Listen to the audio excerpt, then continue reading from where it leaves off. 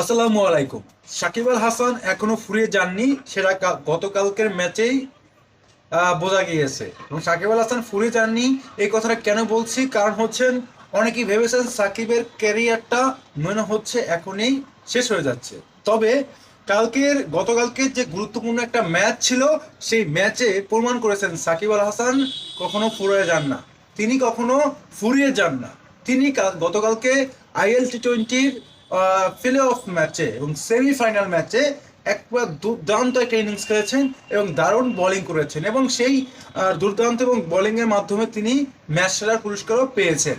কেন তিনি সেরা, কেন তিনি পারফর্মার, সেটা কিন্তু আরও একবার প্রমাণিত হয়েছে।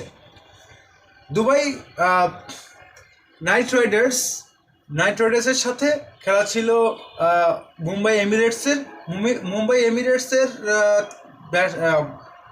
ক্যাপ্টেন কারেন পোলার্ড তিনি প্রথমে টস জিতে ফিল্ডিং করেন, এবং সেই ফিল্ডিং করার পর প্রথম বলটাই হাতে তুলে দেন আমাদের পোস্টার বয় সাকিব আল হাসানকে। সাকিব আল হাসান বল পেয়ে তিনি যেভাবে বোলিং করেছেন, এক ওভারে 3 রান দিয়েছিলেন, তারপরের ওভারে মাত্র 6 রান দিয়েছেন, মোট 2 ওভারে 10 রান দিয়েছেন। তিনি উইকেট পাননি, তবে তাকে 4টা ওভার বল করানো হয়েছে। এর আগের ম্যাচে সাকিব আল হাসানকে বোলিং করানো হয় নাই, মাত্র 1 ওভারে বল করানো হয়েছিল। সেই সাকিব আল হাসানকে গতকালকে 4 ওভার বল করানো হয়েছিল, এবং সাকিব আল হাসান 4 ওভারে 20 রান খরচ করে কোনো উইকেটে দেখা পাননি। তবে তবে ব্যাটিংয়ে যখন 122 রানের টার্গেট ছিল, তখন একটা উইকেট যাওয়ার পরে, 2টা উইকেট যাওয়ার পরে কিন্তু সাকিব আল হাসানকে নামানো হয়, এবং টম ব্যান্টন এবং সাকিব আল হাসান মিলে ম্যাচটা জিতে যান এবং খুব সুন্দরভাবে একটা পারফরমেন্স করেন সাকিব আল হাসান। প্রথম 11 বলে 22 রান ছিল, এরপরে 4 ছক্কা, মানে একেবারে যা আছে তাই মেরে একেবারে লিভিংস্টোনকে তো একেবারে 17 রান নিয়েছিলেন সাকিব আল হাসান। যেভাবে তিনি ব্যাক ফুটে, অন লেগ সাইডে শটগুলো খেলেছেন, দৃষ্টিনন্দন ছিল। তো সাকিব আল হাসান এখনও ফুরিয়ে যাননি, এবং ম্যাচ সেরার পুরস্কার তিনি পেয়েছেন এই পারফরমেন্সের কারণে।